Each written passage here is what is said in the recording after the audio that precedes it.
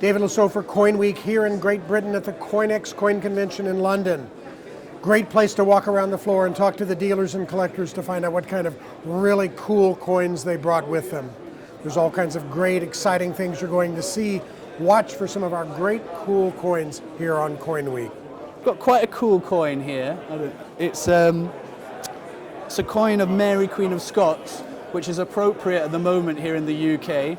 We're all very interested in Scotland. It's where I'm actually from originally.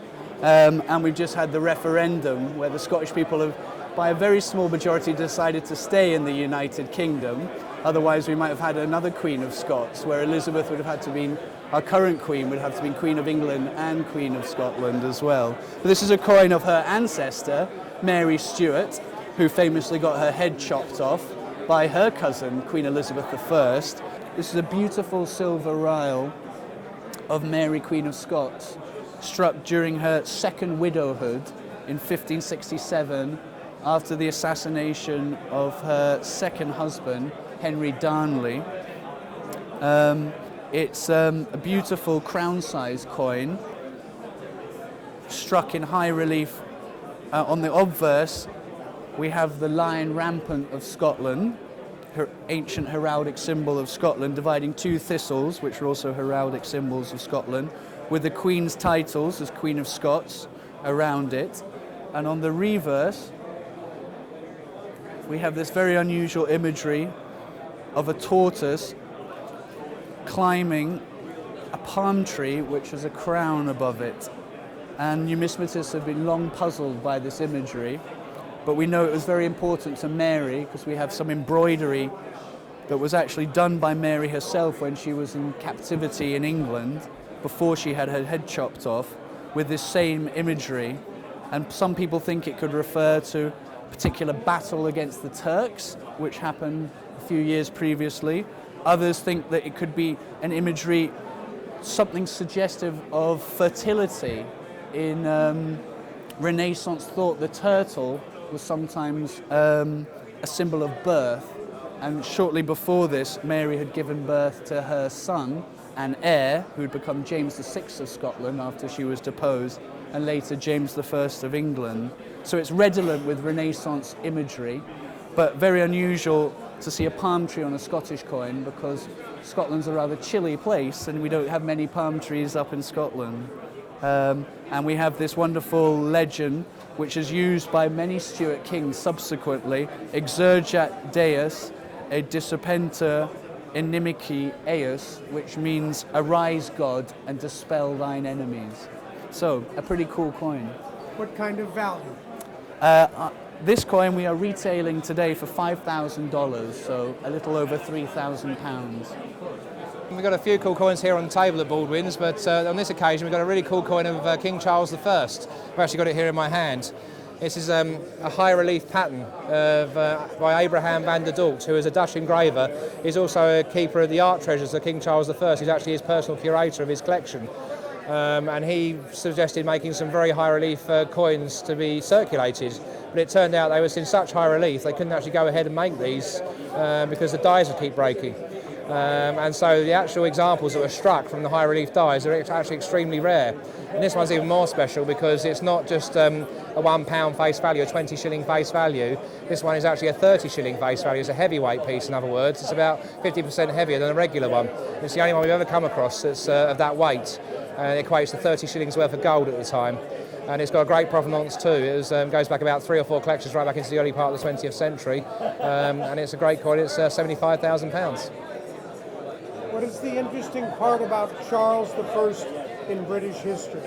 Well, of course, he's one of our most famous kings because he was executed, he was beheaded in 1649. And you know, with the regicide and the Cromwell and the Protectorate taking over at that point in time. But you know, that was the only time in history that that's really happened, where the king's actually been beheaded by the common people as such. This is one that we've just bought recently. In fact, it came in last week.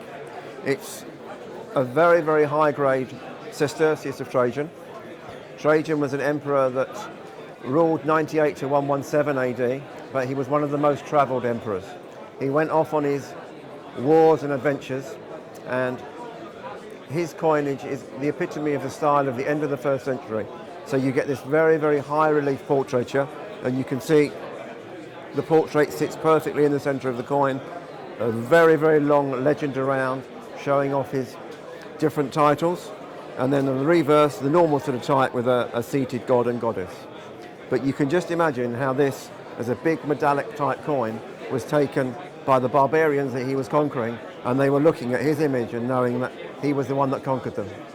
And how difficult is it to find a sesterce in that type of condition? The Sesterce, because it was the staple coin, was used so it got very worn very quickly.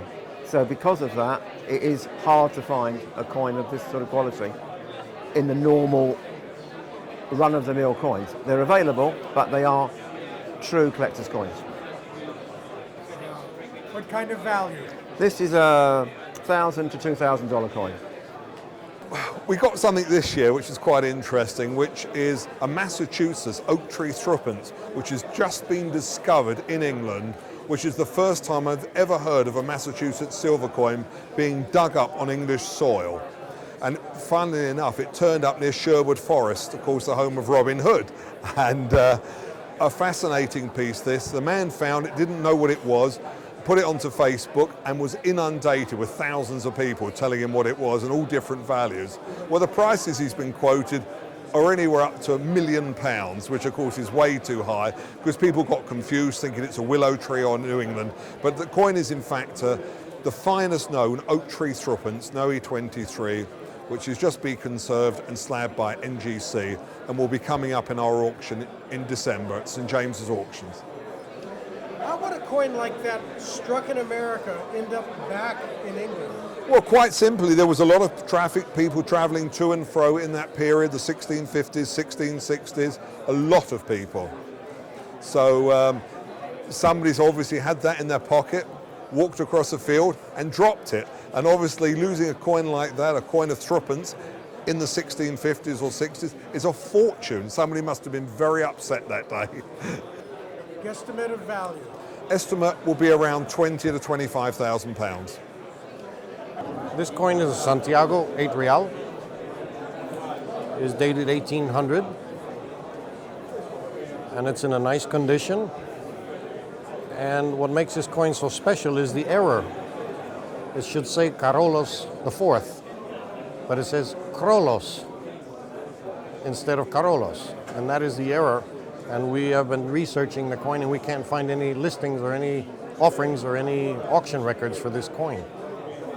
What would a coin like this sell for in Spain? We don't know. Proximamente.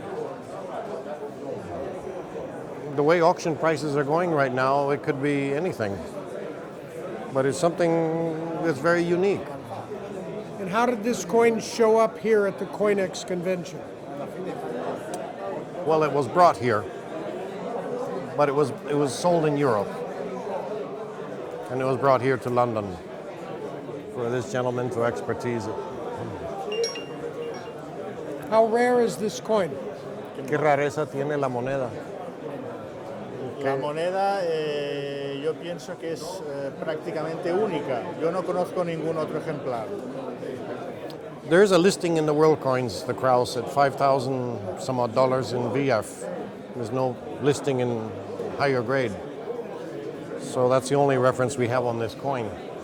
But it's, in my 40 years of collecting coins, I've never run across this piece ever, or ever heard of it.